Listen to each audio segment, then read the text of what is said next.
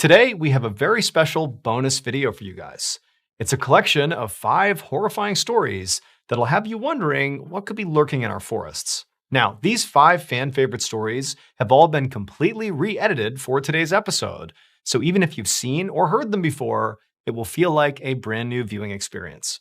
But before we get into today's 5 stories, if you're a fan of the strange, dark, and mysterious delivered in story format, then you've come to the right place because that's all we do, and we upload once a week. So if that's of interest to you, the next time the like button is watching their favorite show that they've been looking forward to watching for weeks, join them for the viewing, but constantly interrupt them and ask questions. Also, please subscribe to our channel and turn on all notifications so you don't miss any of our weekly uploads. Okay, let's get into today's stories.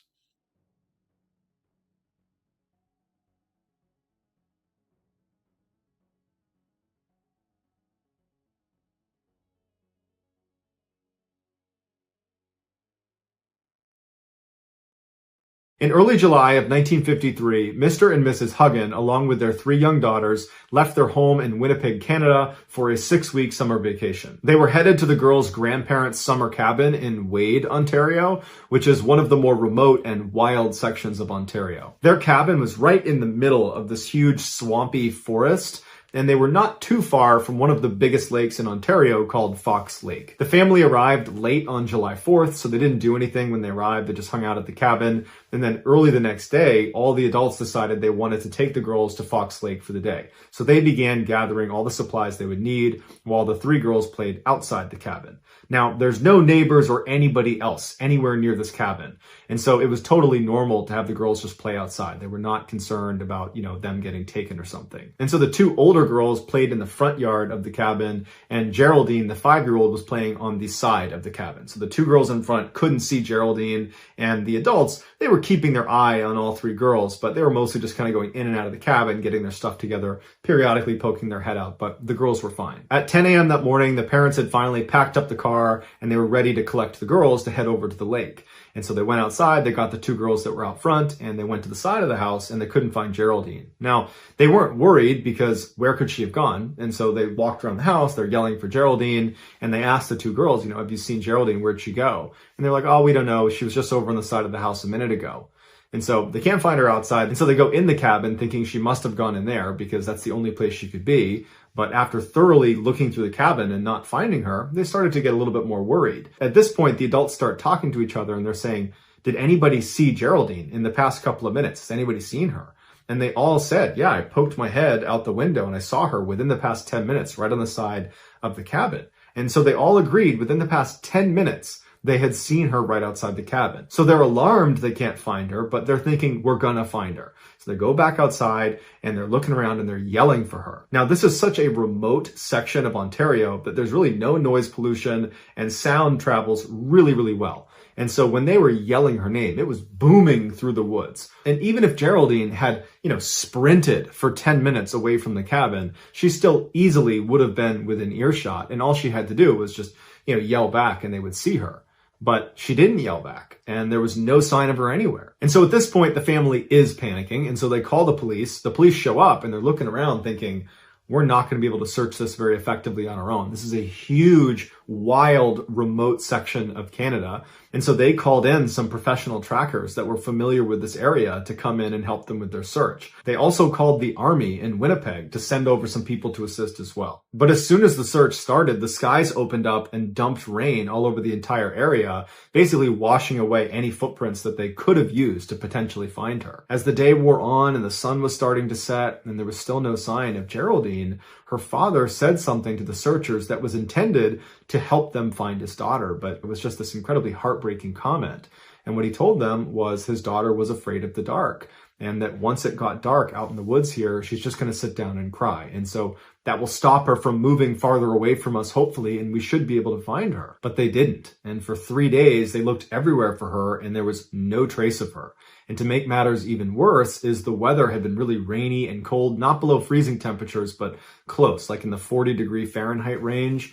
And she just had a light shirt and shorts on. She was not prepared for the weather. On the evening of the 3rd day, they found footprints that they believed to be Geraldine's high up on this ledge in some moss overlooking Fox Lake. And the footprints indicated that this child, which was probably Geraldine, was looking out over the lake and then turned around and walked away from the ledge down into the swamp where her footprints dissipate. And so the search effort was pushed to this swamp, and they have thousands of people that are combing through this mosquito-infested bush to look for this girl, and once again, there's nothing. Then on the 7th day of the search, they find another set of footprints in the swamp around the area where they were looking for Geraldine. But it wasn't Geraldine's footprints because they were these huge prints that if it was a human print, they would need to be an enormous human being. Or these prints belonged to some enormous animal, but they were unable to determine what animal it was. At this point, although there's not really any real evidence connecting that print to Geraldine, people are starting to suspect that whoever left this print or whatever left this print has something to do with whatever happened to Geraldine. 2 days later, so 9 days after Geraldine has gone missing, some of the professional trackers were 2.5 miles away from where that large print was found in that swamp and where Geraldine's footprints were found up on that ledge. They found a piece of her plaid shirt 2.5 miles away on the eastern shore of another lake called Long Lake. And so they pushed the search effort over to that section of Long Lake, and within 24 hours, they would find Geraldine's remains. The scene where Geraldine was found was bizarre. There was very little left of Geraldine, and from what was left, it was clear there had been significant animal predation. And so initial thoughts were, she must have been attacked by wolves. That's what killed her. But upon closer inspection, they saw that her clothing had not been torn and there was no blood on her clothes. So the animal predation had most likely occurred after she was deceased because they would have been able to pick around the clothing. Whereas if it had been a wolf attack, they would have cut right through the clothes and there would be marks that obviously, she was attacked by animals. But Geraldine's remains appeared to have been dragged out of a nearby meadow to where she was ultimately located. And so they followed the drag line into this meadow and it led them to this opening where all the grass had been matted down. And investigators said it looked like something big had been laying there.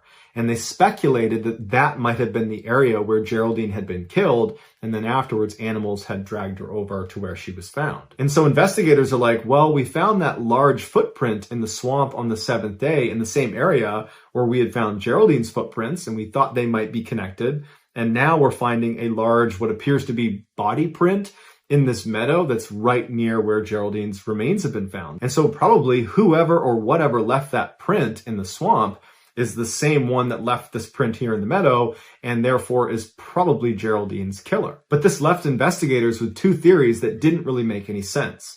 The first one was, okay, these prints, the swamp print and this body print, belong to an enormous person, like a giant, who ran up to the cabin and abducted Geraldine and ran off and no one saw them or heard them.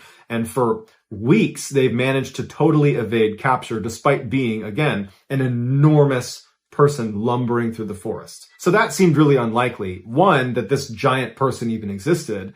And two, that if this giant person existed, how could they not get caught? They're so big running through the forest, they would be easy to spot. But if you rule out the enormous person theory, you're left with the enormous predator theory, which does make more sense on the surface because there are enormous predators that have attacked humans, so that does happen.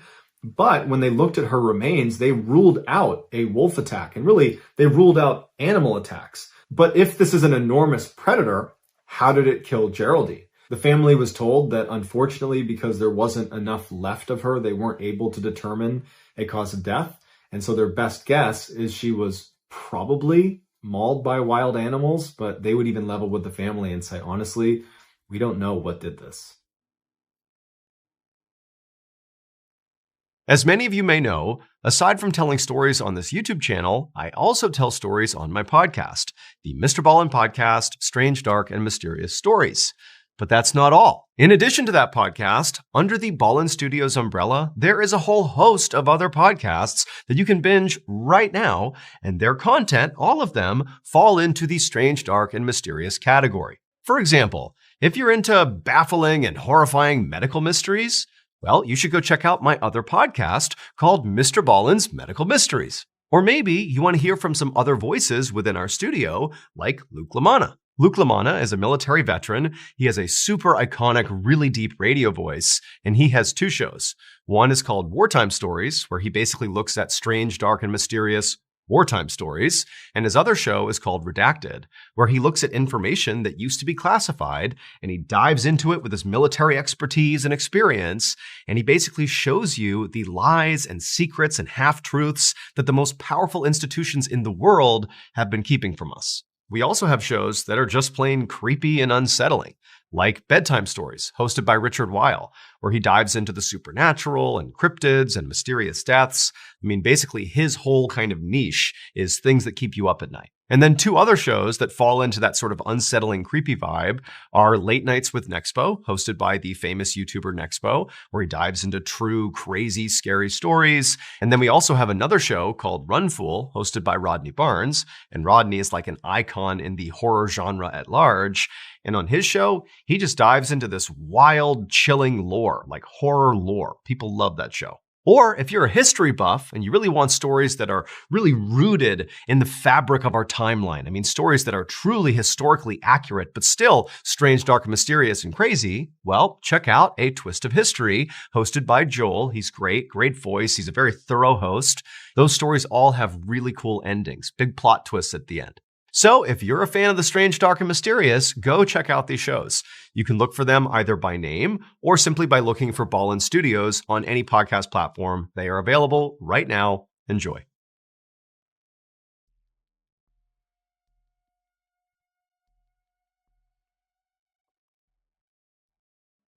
In 2010, Jan Maccabee was living with her husband Bruce in a town called Lima, Ohio, which is approximately 80 miles southwest of Lake Erie. While Jan had built a successful career as a booking agent for musicians, bands, and entertainers, her real passion was deer hunting. So on September 29th of that year, right after deer hunting season had opened in Ohio, Jan decided to go out on a hunt. That morning had been cold and damp and gray, but by that afternoon, when Jan was getting ready to go, the temperatures had risen and the sun had come out. Jan's preferred method of hunting was to sit and watch from a tree stand, which is a ladder that you put in the woods that sits about 15 feet high. She would sit up there with her bow and arrow and wait to take a shot when a deer came by. Around 5 p.m. that day, she told Bruce she was leaving, and she made it to her tree stand by about 5:30. The forest she was going to be hunting in was one she was very familiar with, and it was not very remote. There were a couple houses just outside the woods, there were some agricultural areas, and her nephew actually went to high school just a mile north of these woods. But from the tree stand where she was sitting, all she could see around her was trees. Shortly after Jan sat down, she started texting with one of her friends on her BlackBerry,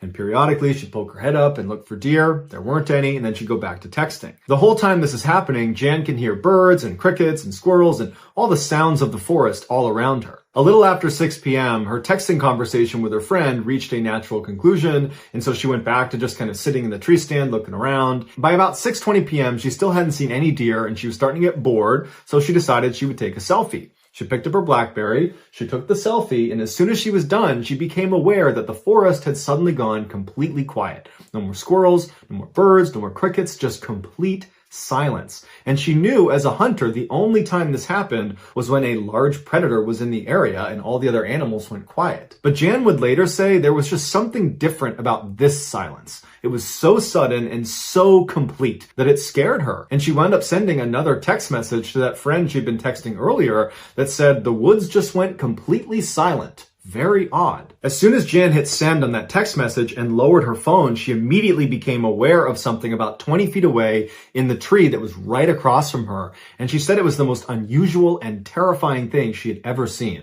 Moving left to right through the branches was this thing that she described as like a visual distortion. She said it was like looking across pavement on a really hot day and seeing that mirage, except this one looked like it was alive, like it had mass, like it was a see-through person that had been wrapped in saran wrap. And so Jan thinks it's a floater in her eyes, and so she rubs her eyes, and when she looks up, this thing has now moved down a branch closer to her and has stopped, like it's perched on the branch, staring at her, and Jan's horrified, but she knows she wants to document it, so she grabs her phone, and she raises it up, and she takes a picture on her BlackBerry right as this thing kind of disappears behind the tree and vanishes. Just seconds after this thing disappeared, all the sounds in the forest came back. The birds, the squirrels, the crickets, it was all back to normal, but Jan was really shaken up because she just could not make sense of what she just saw. So she just continued to stare in the general direction of where this thing was for several minutes until finally she felt like it was safe again, at which point she brought her phone up to look at the picture she had taken. when she looked at it, it looked like a blurry mess. And so she thought, oh, I blew it, I put my hand over it, or my hair got in the way of it, or something. But at the same time, she's thinking to herself, but my hair didn't get in the way of it. And I very clearly held it out in front of me and know that I was looking at my phone when I took it and I had a clear shot of this thing. So I don't really understand how this photo got so messed up. But after looking at the picture for a little while, she started to kind of laugh at herself. The idea that she'd just seen a saran wrap person running through the treetops. She just felt like that didn't happen. It must have been in my head. And as for this picture, I probably just blocked the lens and that's it. That night when Jan got back to her house, she did not tell her husband Bruce about what happened to her in the tree stand because, again, she's telling herself it was all in her head. They have dinner, they clean up, they sit down in the living room, and they're both on their phones, and they're just kind of scrolling through the internet and their emails. And at some point, Bruce reacts to something he's reading. He makes a sound. And Jan hears him and says, oh, what are you looking at? And he said, I just got a really interesting email from our nephew, the one that goes to school down the road. He said that today they were outside for band practice, and at some point, all of them turned to look at the forest, and there was a bright circular light that was kind of hovering in the forest. And I guess they all stared at it for about 5 or 10 seconds. And then at some point, the light kind of went back into the forest and they didn't know what to make of it. And I guess one of his classmates said that a year before, the exact same thing happened. And it apparently scared their instructor so badly that they canceled rehearsal and went inside because of it. As Jan is listening to her husband read this email, she's sitting up and her heart is racing. And as soon as he finishes, she says, what time did he say that happened? Bruce picked up how intensely she was asking him. And so he looked at the email, looked back at his wife, and was like, it was between 7:50 and 8. Why? At this point, Jan revealed everything that had happened to her while she was hunting, seeing that visual distortion in the trees that looked like a figure of some kind. And she would tell him that the forest she was in was the same one their nephew was claiming to have seen this circular light floating inside of. She told him she tried to take a picture of the thing she saw, but the picture didn't come out. But her husband, who is an optical physicist and therefore an expert at analyzing a picture, said, here, let me take a look at it. As soon as he looked at the image, the first thing he asked her was, well, did your hair get in front of the lens? And she said, no, I was holding it about a foot away from my head and my hair was in a ponytail and a ball cap, so that can't be my hair. And so he looked at it again and he asked her, well, did you put your finger over the lens maybe? And she said, yeah, I might have. I don't think I did, but it's certainly possible. And so not really thinking much of this picture, he decides before giving the phone back to just check the resolution of the image, because whenever he would examine a picture, that was something he would do, and he discovered an anomaly. It turns out Jan's BlackBerry was only capable of taking pictures in 3 distinct resolutions. Basically, the size of the image could only come in small, medium, or large. And this picture she had taken of this thing she saw in the trees was a resolution size that was not small, medium, or large. It was some random size that the phone was actually not capable of producing. And so he asked his wife, did you manipulate your resolution settings? And she said, no, I don't even know how to do that. So Bruce looked at the other couple of pictures she had taken that day, and all of those fell into the small, medium, or large resolution size. It was just this one picture that was a total anomaly. And so Bruce was suddenly really intrigued by this image and by his wife's story. And so he continued to study the image, and he kept asking his wife questions about, how she was positioned in the tree stand and where the sun was and how far away this thing was and everything about the whole layout. And eventually Bruce started conducting experiments to see if he could duplicate this image his wife had created. And he got pretty scientific about it, and he could not duplicate it. Ultimately, because Bruce trusts his wife did not alter the photo in any way, and he trusts his wife as being truthful about what she experienced in the tree stand, what she saw, and based on his years of being an optical physicist, Bruce believes whatever was in the trees distorted this image. That even if she had put her finger over the lens, which he doesn't think she did, and she doesn't think she did, the picture resolution was altered in such a way that something had to have an effect on it. There was a third-party effect on this picture.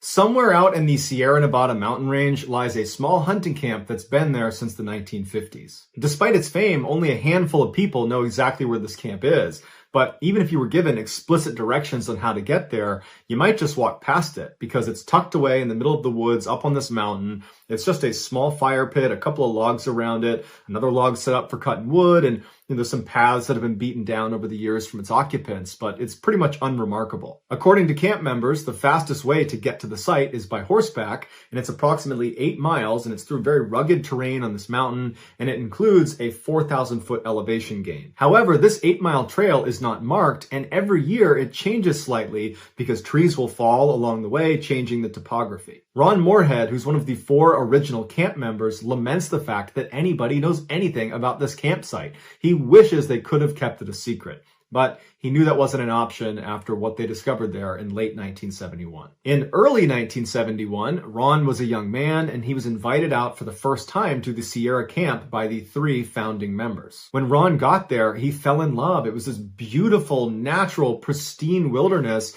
that overlooked this amazing valley, and they're surrounded by these huge white fir trees. There's a freshwater stream that trickled by, and in terms of hunting, the deer were plentiful. Ron said this campsite was the closest to heaven he thinks he'll ever get. The only real drawback of the site was the large bear population, but they always had guns on them, and they built this shelter out of heavy fallen timbers that they could go inside, shut the door, and they'd be protected from the bears until they left. When there wasn't a bear threat, they slept on the ground in tents. In late 1971, Ron came back to the camp with the other 3 founding members. They'd had a great day of hunting, and they were standing around the campfire just chatting with each other when they started hearing a grunting sound not far away from them in the forest. Now, typically, whenever a bear came to their campsite, it was usually at night, and they would hear it grunting somewhere off in the forest.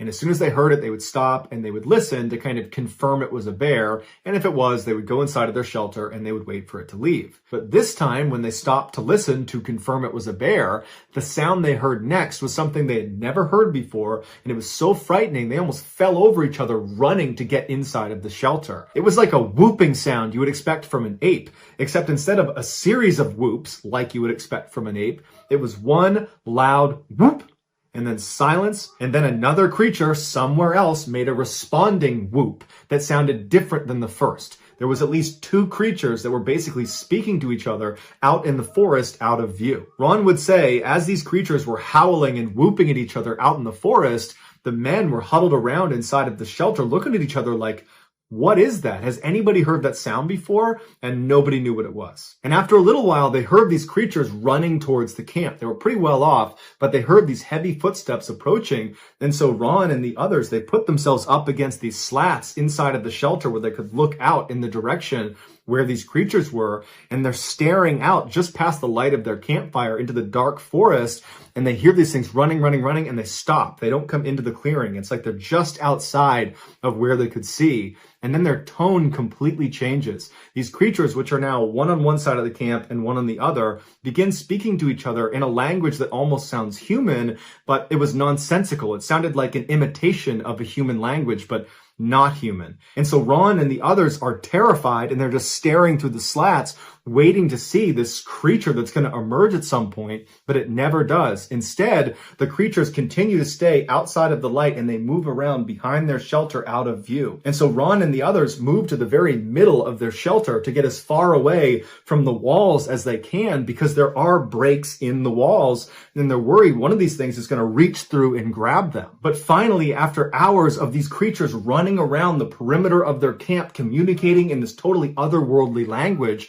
they started whooping again and ran off. And for the rest of the night, Ron and the other 3 stayed right in that shelter. The next day, when the sun came up, the men were out of that camp as fast as they could. These are hard, rugged men, and they were very shaken up by this experience. And they tried to talk about it, but there was just no way to describe what they were hearing and experiencing. And so they just decided they just wanted to get out of there as fast as possible, and they'll deal with this later. But as soon as they got out of the woods and back to their homes, they didn't talk about it anymore, except Ron became obsessed with whatever it was that was making that sound. He so desperately wanted to find out what it was.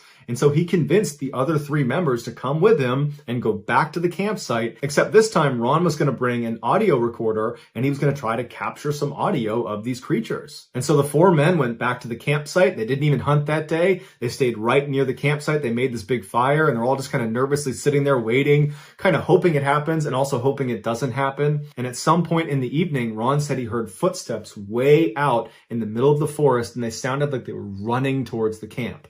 The 4 men sprint inside the shelter, lock it behind them, and Ron turns on the audio recorder. Now, before you listen to this famous recording, here are its bona fides. After being recorded, Ron sent it to Dr. R. Lynn Curlin, who is a professor of electrical engineering at the University of Wyoming, and he and his team analyzed it, and they concluded that 1, it was unaltered, so it's not been edited, it's not been doctored in any way, it's an authentic audio recording. And 2, whatever was making the sounds could not have been a man, because their vocal range was dramatically higher and lower than that of a human's. The doctor said, based on average pitch and tract length, the creature that was making the sound most likely was between 7'3" and 8 feet tall. In addition to the Dr. Curlin examination, a cryptolinguist expert named Scott Nelson also pointed out that it would have been nearly impossible in 1971 for Ron or any of the other hunters to dub the sound of their voices, which are on the recording, over the sounds that these creatures were making. Because a couple times in the recording, you hear both sets of voices happening at once. That's something you couldn't have done in 1971. Despite numerous attempts to debunk this recording, it still stands as a legitimate, unedited recording. Although what they were recording is still a mystery. Have a listen.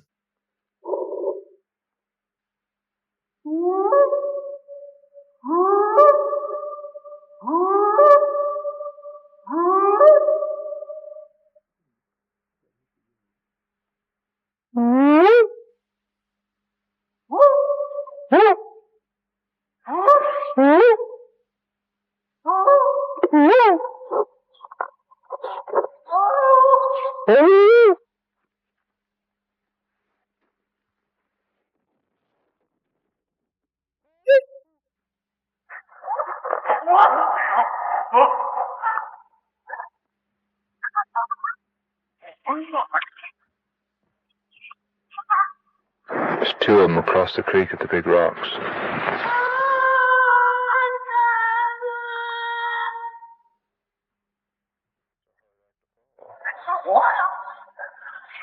It sounds like he talks to others and they talk to each other. Yeah.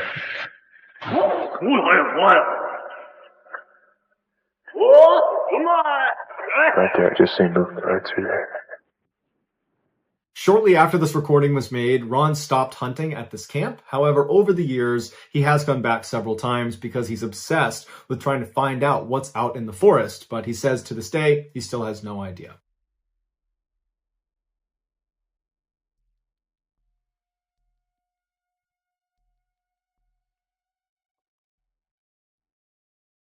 In 2005, Eric Martin was working in a paper mill in Maine, and he had been working at this paper mill for 20 years, and he was reaching up to get something on a shelf when he threw his back out. And in fact, he had slipped a number of discs, and it ultimately meant he was not able to work anymore. He was going to be disabled. And so he's suddenly out of work. His wife, Shelley Martin, was not working at the time, but when he couldn't work, she needed to get a job. And so Shelley, who had not worked in a long time, was able, through some connections, to land a job in her hometown in Maine called Palmyra. Palmyra was a very small rural community. I mean, we're talking maybe 1,200 people that lived there. They also had a 17-year-old daughter named Chelsea who was not eager to go, but it was the only place they could afford, and so they had to go. Luckily, because Palmyra was such a cheap place to live relative to where they had been living, that for less money, they actually ended up getting a bigger piece of property than they had lived in before.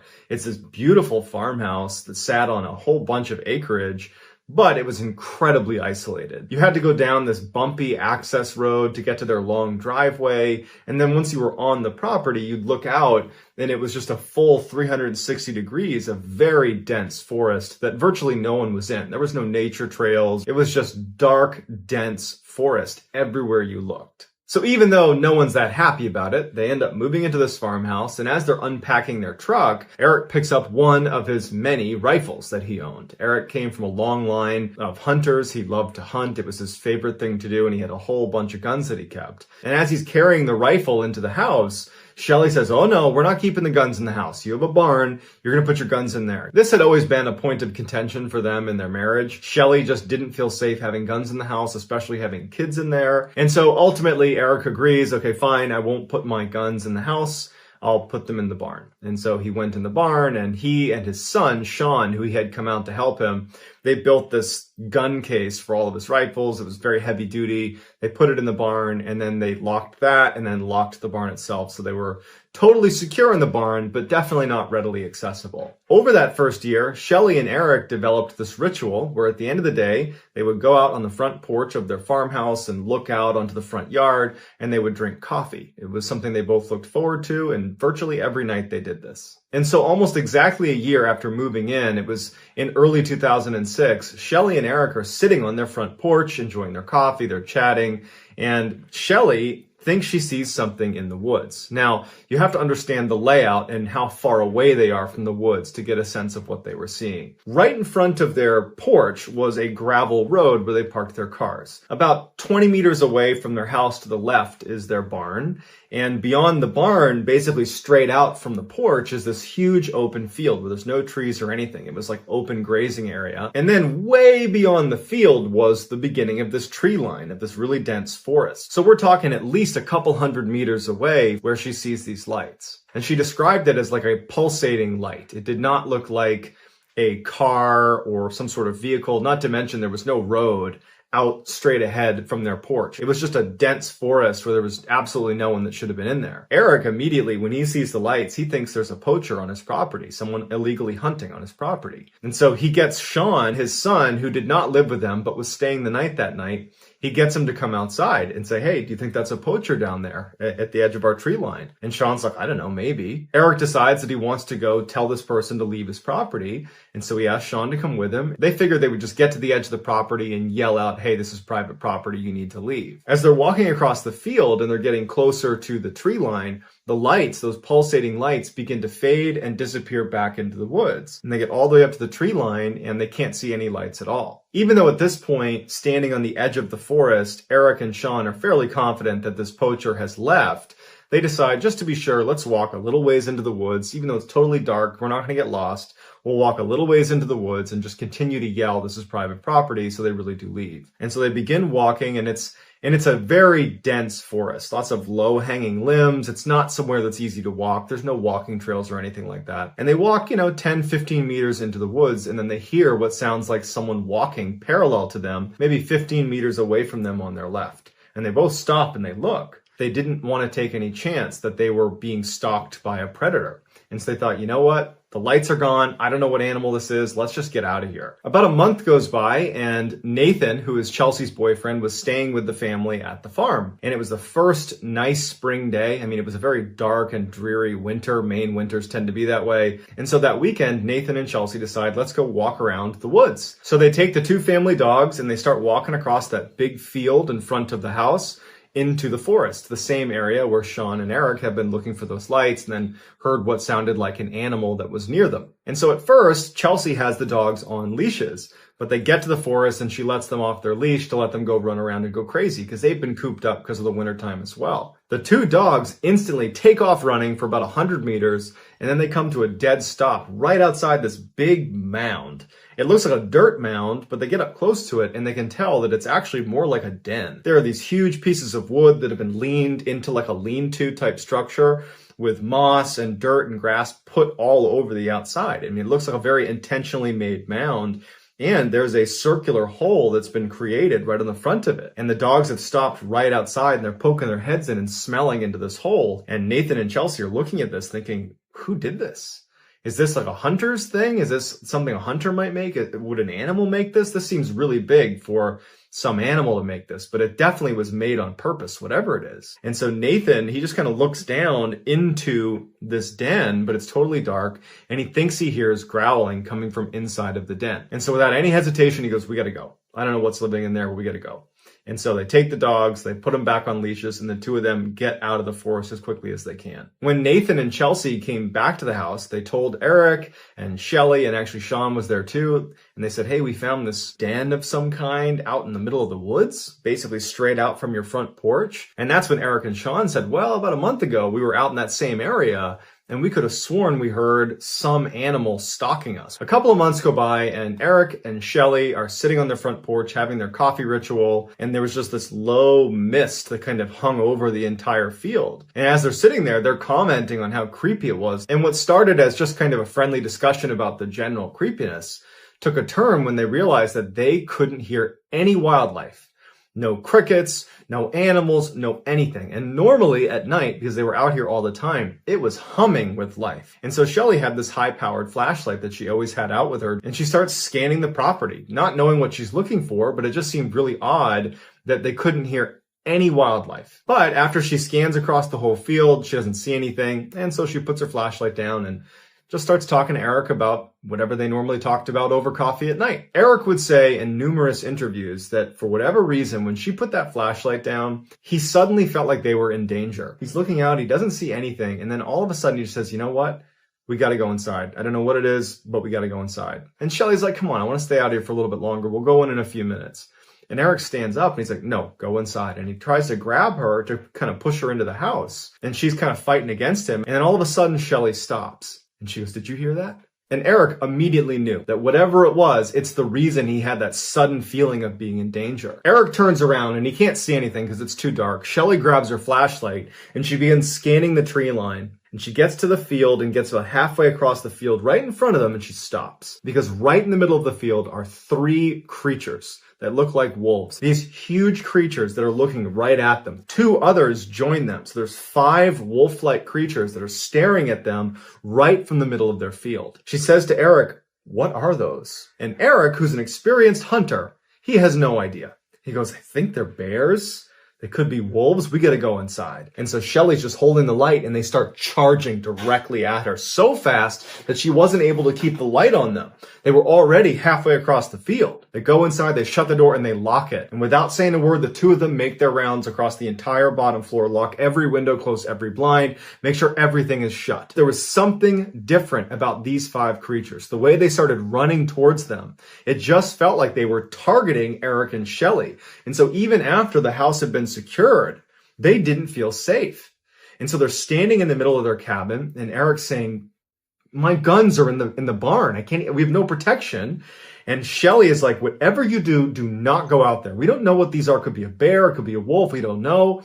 Don't go out there. Shelley goes upstairs. She shuts off all the lights. She makes sure all the windows are shut.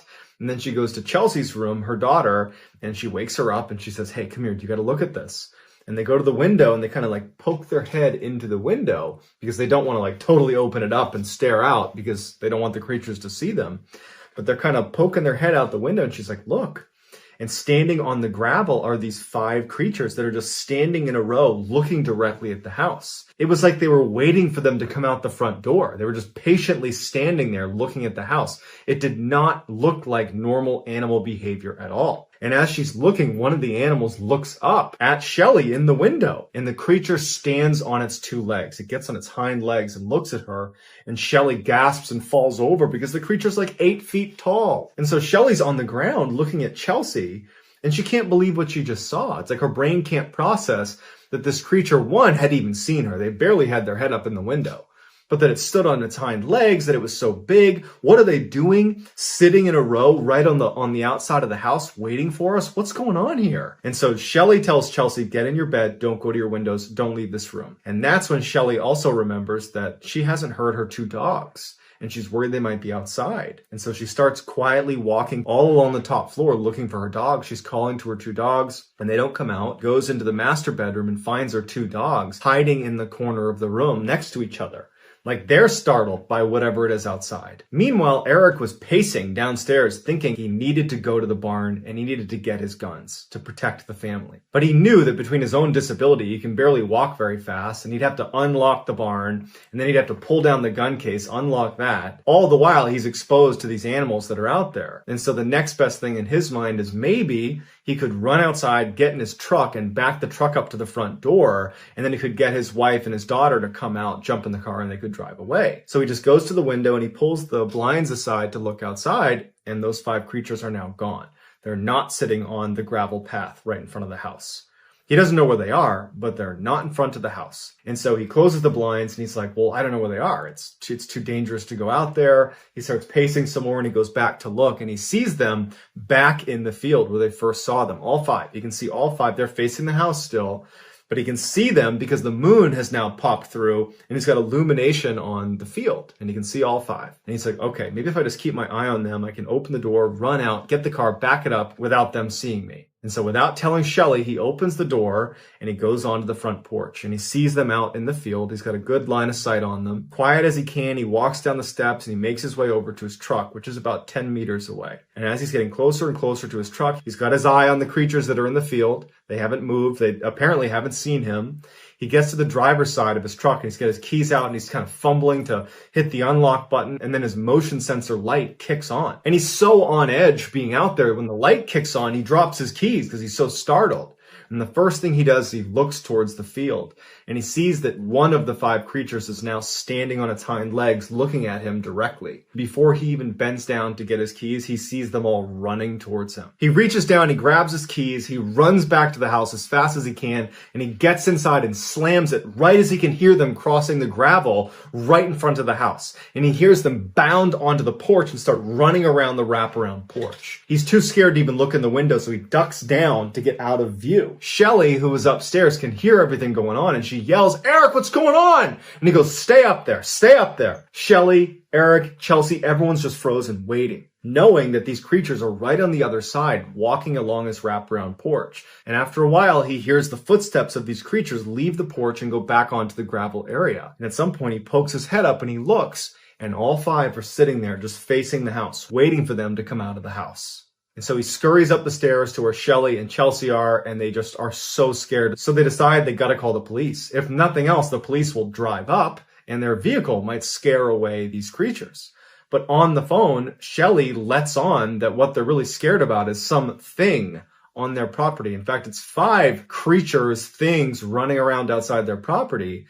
And immediately the police officer who's responding to this, he's like, all right, well, are you sure it's not a moose? Are you sure it's not a bear? And finally, she's like, no, can you please just come over here? And he's like, listen, ma'am, just keep your door shut, keep your windows shut, and I'm sure it'll be fine. And ultimately, that's how the call ends. They're on their own. The family felt helpless, and Eric especially felt really frustrated because he can't protect his family. He doesn't have a weapon. He can't get to his vehicle. They're just trapped. And so they decide the only thing we can do is barricade ourselves inside of the house. And so for the next 30 minutes, they put heavy furniture in front of all the doors and the windows. They blocked everything as best as they could. They got kitchen knives and they got an axe that they had inside to chop some wood. And so they go upstairs, they lock themselves in the master bedroom with their weapons and their dogs.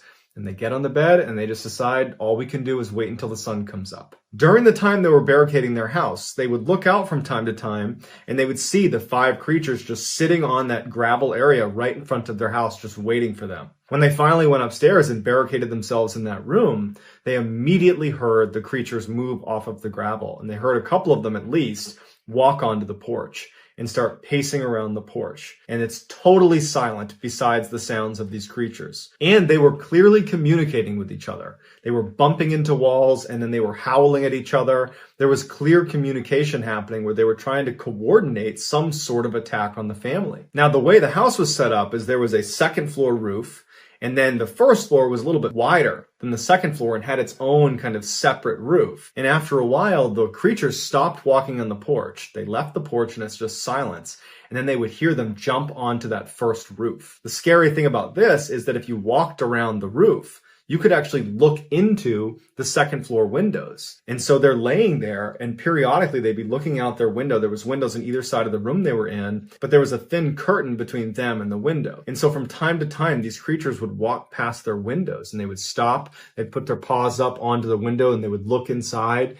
but there was a very thin sheet between them and the glass, so they couldn't see the creature, and the creature couldn't see them. All night, they're listening to these creatures running around, and sometimes they'd hear really loud scratching, like they had figured something out and they were trying to burrow their way into the house. But after a whole night of this, they never actually broke the glass. They never got inside the house. As the sun started to come up in the morning, the creatures jumped off the roof and they could hear them running away. And for about an hour, they didn't hear anything outside. The sun's come up and they felt safe again. And so they left their room, they go downstairs, and they finally open it up, and all over their property are signs of huge creatures that had been on their property. Massive footprints with huge claws at the end. They found tufts of hair that had gotten caught on fence posts. And even scarier is they found all these points on the house, in particular on the second floor when they were walking on that roof, where there was clear markings that they had tried to burrow into the house. There were these deep-seated scratch marks into the side of the house.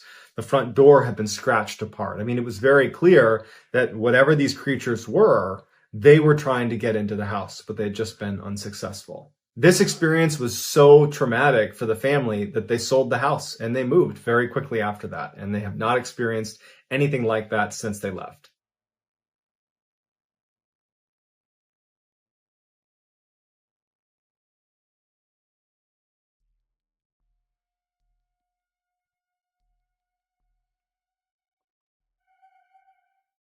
In 2004, wildland firefighters were called into a forest in central Idaho to combat an emerging fire. By the time the crew arrived at this forest, it was clear this fire was spreading a lot faster than they anticipated. As a result, Mike, who was the assistant superintendent, basically the second in command of this particular crew, he said he was going to hop on the ATV and drive off way ahead of them to see if they needed to spread out farther to stop this fire. So Mike hops on an ATV and he takes off down this ancient-looking logging road that probably hasn't seen a vehicle or a person in decades. Mike had made it about a half mile down this trail when he noticed out of the corner of his eye a bobcat was running perpendicular to him straight out of the forest as if it was going to cross the road about 100 feet in front of him. Mike comes to a stop and thinks, this bobcat doesn't know I'm here. It probably is not used to seeing people. It's going to come out into this trail, see me, get spooked, and run away. But instead, this bobcat runs directly into the middle of the road, turns, and faces Mike in a very aggressive posture. Mike is shocked at what he's seeing because he knows bobcats are notoriously elusive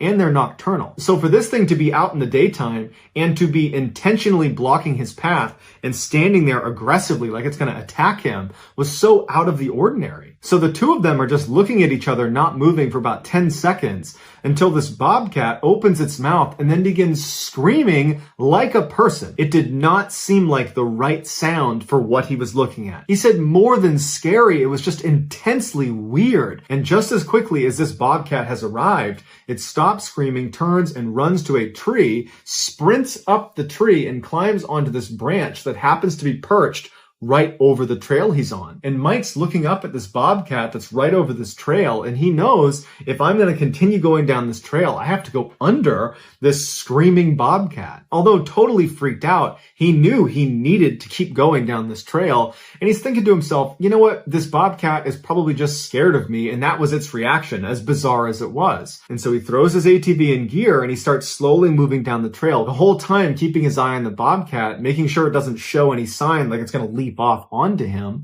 And as he got closer and closer, he just gunned it and sped underneath the branch. And luckily it didn't jump down on him. And as he got a little bit farther away, he turned up to look, and the bobcat had turned around and was still watching him very intently sitting on this branch. Mike makes it about another half mile down the road before he sees something else that's very strange. He sees a cabin. It's this little tiny cabin that's tucked away in the woods. And he's thinking to himself, I'm on federal land. There aren't supposed to be any private structures here. And he figures, even if this is illegal, I do need to stop and make sure no one's in there because there's this huge fire coming this way. And so he parks his ATV and he starts walking off the trail towards this cabin. And as he gets closer, he can tell it's not only a very old cabin, but it's almost certainly abandoned because he can see all these slats that have been put over all of the windows, like it's been boarded up. But when he got up close, he noticed something strange.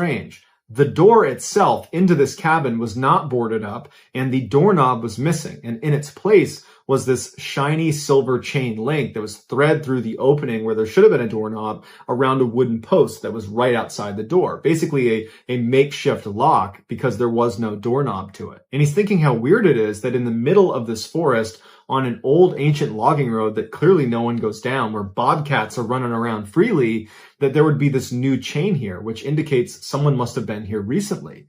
And so he bends down to look through the space that was still there from where the doorknob should have been, and he looks inside and he can't really see anything. And so he takes his flashlight and he shines it in, and he can't believe what he's looking at.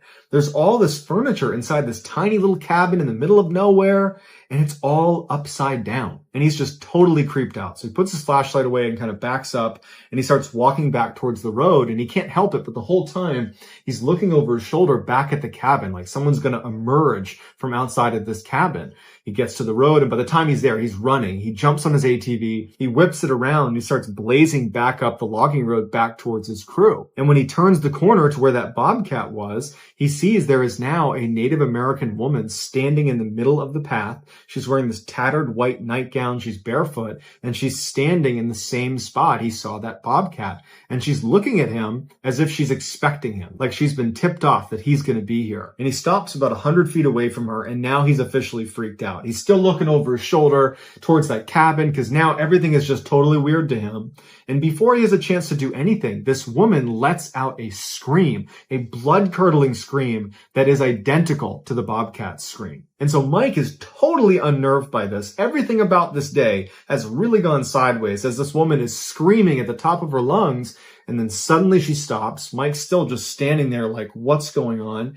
And she runs to the same tree the bobcat had climbed earlier, and she climbs up this tree and gets onto the branch where the bobcat was and perches like an animal on the branch looking at Mike. And now, just like the bobcat, Mike is going to have to drive right underneath this woman who is perched over the trail. And so he throws his ATV in gear and he starts driving, and he's staring at this woman, and now her mouth is just open like she's about to scream again. And as soon as he got close, he gunned it and went right underneath her. And he turned around after he got some distance away from her, and she's still on the branch, now turned around facing him as he drives away. He goes back, he tells the crew what he saw, and as much as they all want to go back and see this woman and see this cabin, they know they can't. They got to fight this fire. And so ultimately they do that, and then they leave. A couple of days later, Mike was in a bar in the town right near the forest they had just been in fighting that fire, and Mike had seen the woman in the cabin, and he struck up a conversation with a local. And he said, hey, do you know of any buildings that are in that section of the forest? And the guy kind of laughed, and he was like, the only building I ever heard of out there was apparently some cabin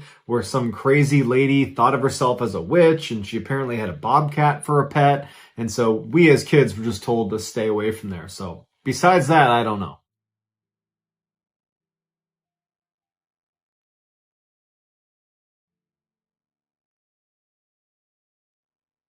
Thank you so much for watching. Let me know what you thought of today's episode in the comments. And remember, we have hundreds of videos for you to binge right now. But if you're looking for a recommendation from me of that one video that's worth your time, well, it's this one right here. So give it a watch. All right, until next time, see ya.